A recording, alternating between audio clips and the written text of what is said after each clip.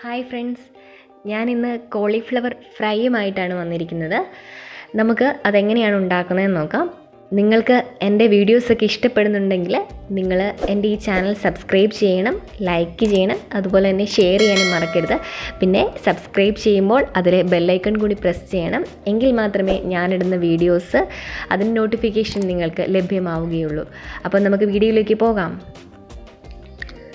Cauliflower fry, അതിനു വേണ്ട സാധനങ്ങൾ: കോളിഫ്ലവർ, കടലമാവ്, മുട്ട ഒരെണ്ണം, ബ്രെഡ് 2 എണ്ണം, മഞ്ഞൾപ്പൊടി 1/2 ടീസ്പൂൺ, കുരുമുളക് പൊടി 1/4 ടീസ്പൂൺ, കായം 1/4 teaspoon, Kashmiri chilli powder 2 teaspoon, ഇഞ്ചി, വെളുത്തുള്ളി, ഉപ്പ്, കറിവേപ്പില പൊടിയാക്കി അരിഞ്ഞത്, തക്കാളി ഒരെണ്ണം, നാരങ്ങ അരമുറി, പച്ചമുളക് 4 എണ്ണം.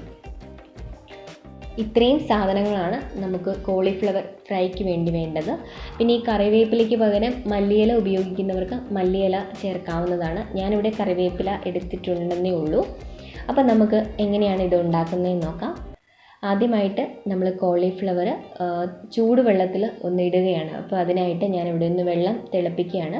ഈ വെള്ളം തിളപ്പിക്കുമ്പം ഞാൻ ഇതിലേക്ക് അല്പം മഞ്ഞൾപ്പൊടിയും ഉപ്പും കൂടെ ചേർത്ത് കൊടുക്കുന്നുണ്ട്. ഈ കോളിഫ്ലവറിനകത്ത് നമുക്കറിയാം ഒരുപാട് കീടങ്ങളൊക്കെ ഉണ്ടല്ലേ, അപ്പോൾ അതൊക്കെ ഒന്ന് പോകാനായിട്ടാണ് നമ്മളിതൊന്ന് തിളപ്പിക്കുന്നത്. അപ്പോൾ അതിനായിട്ട് ഞാൻ ഈ തിളച്ച വെള്ളത്തിലേക്ക് ഉപ്പും മഞ്ഞൾപ്പൊടിയും ഇട്ട് തിളപ്പിച്ച വെള്ളത്തിലേക്ക് കോളിഫ്ലവർ ഇട്ട് കൊടുക്കുകയാണ്. ഇതൊന്ന് ചൂടായി വരുമ്പോഴത്തേനും നമുക്ക് സ്റ്റൗ ഓഫ് ചെയ്യാം. ഇത് തിളച്ച് കഴിഞ്ഞാൽ വെന്ത് പോകും. അപ്പോൾ അതുകൊണ്ട് അതിനെ തിളപ്പിക്കേണ്ട കാര്യമില്ല, നമ്മളൊന്ന് ചൂടാക്കി എടുത്താൽ മതി. ഇനി ഇത് തിള വന്നു കഴിയുമ്പോൾ ഉടനെ നമുക്കത് സ്റ്റൗ ഓഫ് ചെയ്ത് ഇതിനെ ഒന്ന് കോരിയെടുക്കാം. നമുക്ക് ഇത് കോരിയെടുത്തിട്ട് നമുക്ക് മാറ്റി വയ്ക്കാം. ഇനി നമുക്ക് നമ്മൾ എടുത്ത് വെച്ചിട്ടുള്ള ഇഞ്ചി, വെളുത്തുള്ളി, തക്കാളി ഇത് 3ഉം കൂടി ഒന്ന് പേസ്റ്റ് ആക്കിയെടുക്കാം. നമ്മൾ ഇതിനെ പേസ്റ്റാക്കി ഇനി നമുക്കിത് മാറ്റി വയ്ക്കാം. ഇനി നമുക്ക് നമ്മൾ എടുത്ത് വെച്ചിട്ടുള്ള ബ്രെഡ് ഒന്ന് പൊടിച്ചെടുക്കാം. ഇവിടെ ബ്രെഡ് ചേർക്കുന്നത് കുറച്ചൊന്ന് ക്രിസ്പി ആകാനായിട്ടാണ് നമ്മളിവിടെ ബ്രെഡ് ചേർത്ത് കൊടുക്കുന്നത്. ഇനി നമുക്ക് നമ്മൾ എടുത്ത് വെച്ചിട്ടുള്ള മുട്ട പൊട്ടിച്ചൊഴിക്കാം ഈ പാത്രത്തിലേക്ക്. ഇതിലേക്ക് നമ്മൾ പേസ്റ്റാക്കിയ ഇഞ്ചി, വെളുത്തുള്ളി, തക്കാളി ഇതുകൂടി ചേർത്ത് കൊടുക്കാം. ഇനി ഇതിലേക്ക് മഞ്ഞൾപ്പൊടി, കുരുമുളക് പൊടി, കാശ്മീരി ചില്ലി പൗഡർ, ഉപ്പ്, കായം എന്നിവ ചേർക്കാം. പിന്നെ പൊടിയാക്കി അരിഞ്ഞു വെച്ചിട്ടുള്ള കറിവേപ്പിലയും ചേർക്കാം. ഈ കറിവേപ്പിലയ്ക്ക് പകരം നിങ്ങൾക്ക് മല്ലിയിലയാണ് ഇഷ്ടമെങ്കിൽ അത് ചേർക്കാം. ഇവിടെ ഞാൻ കറിവേപ്പില എടുത്തതേ ഉള്ളൂ.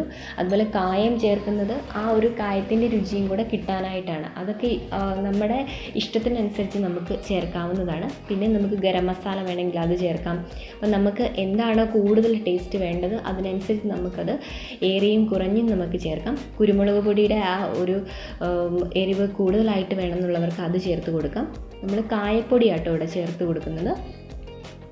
ഇനി ഇതെല്ലാം കൂടി നന്നായിട്ടൊന്ന് മിക്സ് ചെയ്യാം.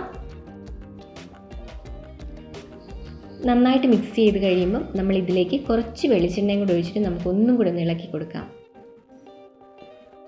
ഇനി ഇതിലേക്ക് നമ്മൾ എടുത്തിട്ടുള്ള കടലമാവ് ചേർക്കാം. അത് നമ്മൾ എത്രയാണോ കോളിഫ്ലവർ എടുത്തിട്ടുള്ളത് അതിനനുസരിച്ച് നമുക്ക് കടലമാവ് ചേർക്കാം. ഞാനിവിടെ കുറച്ച് എടുത്തിട്ടുള്ളൂ കോളിഫ്ലവർ, അതുകൊണ്ട് അതിനനുസരിച്ചുള്ള കടലമാവ് എടുത്തിട്ടുള്ളൂ. ഇനി കടലമാവില്ല എങ്കിൽ നമുക്ക് ഗോതമ്പ് പൊടി ചേർക്കാം, അതുപോലെ മൈദ ചേർക്കാം. ഇതൊക്കെ വെച്ച് നമുക്ക് ഉണ്ടാക്കാവുന്നതാണ്. ഇനി ഇത് നന്നായിട്ട് ഈ കടലമാവും ഇത് നമ്മൾ ആ പേസ്റ്റ് രൂപത്തിലാക്കിയും കൂടെ നന്നായിട്ടൊന്ന് ഇളക്കി കൊടുക്കണം. ഇനി നമുക്കിതിലേക്ക് ബ്രെഡ് പൊടിച്ച് വെച്ചിട്ടുള്ളത് ചേർത്ത് കൊടുക്കാം. ഞാനിവിടെ ബ്രെഡ് ചേർത്തുന്നേ ഉള്ളൂ. നിങ്ങൾക്ക് കോൺഫ്ലവറോ റവയോ അരിപ്പൊടിയോ ഏതാണെന്ന് വെച്ചാൽ അത് ചേർത്ത് കൊടുക്കാം. നല്ല ക്രിസ്പി ആവാനായിട്ടാണ് നമ്മൾ ഇതെല്ലാം ചേർത്ത് കൊടുക്കുന്നത്. എനിക്കിവിടെ അവൈലബിൾ ആയത് ബ്രെഡാണ്, അതുകൊണ്ടാണ് ഞാൻ ബ്രെഡ് ചേർത്ത് കൊടുത്തത്. ഇനി ബ്രെഡ് പൊടിച്ചതോടെ ചേർത്ത് നമുക്ക് നന്നായിട്ടൊന്ന് മിക്സ് ചെയ്യാം. ഇനി നമുക്ക് ഇതിലേക്ക് കുറച്ച് വെള്ളം ഒഴിച്ച് കൊടുക്കാം. വെള്ളം ഒഴിക്കുമ്പം ഒത്തിരി വെള്ളം കൂടിപ്പോവരുത്, എന്നാൽ ഒട്ടും കുറയാനും പാടില്ല. അപ്പോൾ അതനുസരിച്ച് വേണം നമ്മൾ വെള്ളം ഒഴിച്ച് കൊടുക്കാനായിട്ട്. ഇനി നമുക്കിത് നന്നായിട്ടൊന്ന് ഇളക്കി കൊടുക്കാം. ഇതിലേക്ക് നമുക്കിനി എടുത്തു വെച്ചിട്ടുള്ള അരമുറി നാരങ്ങ അതുകൂടെ പിഴിഞ്ഞ് ചേർക്കാം.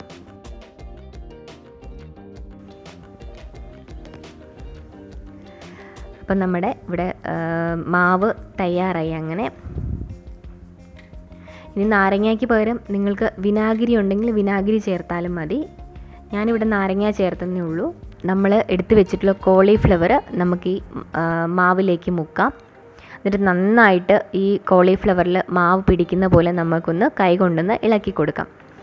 കൈകൊണ്ട് നമ്മളിങ്ങനെ ഇളക്കി കൊടുക്കുമ്പം അത് ഒടിഞ്ഞു പോവാതെ ശ്രദ്ധിച്ചോണം. അപ്പോൾ ആ ഒരു സാവധാനത്തിൽ വേണം നമ്മൾ ഇത് ഇളക്കി കൊടുക്കാനായിട്ട്. അപ്പം മാവെല്ലാം കോളിഫ്ലവറിൽ പിടിച്ച് വന്നിട്ടുണ്ട്. ഇനി നമുക്ക് ചീൻചട്ടി അടുപ്പിൽ വെച്ചിട്ട് നമുക്കൊന്ന് ചൂടാക്കാം. അപ്പം നമ്മൾ എണ്ണയൊഴിച്ച് ചൂടാക്കുകയാണ്. ഇപ്പം എണ്ണ നന്നായിട്ട് ചൂടായി വന്നു. ഇതിലേക്ക് നമുക്ക് കോളിഫ്ലവർ ഓരോന്നോരോന്നായിട്ട് ഇട്ട് കൊടുക്കാം.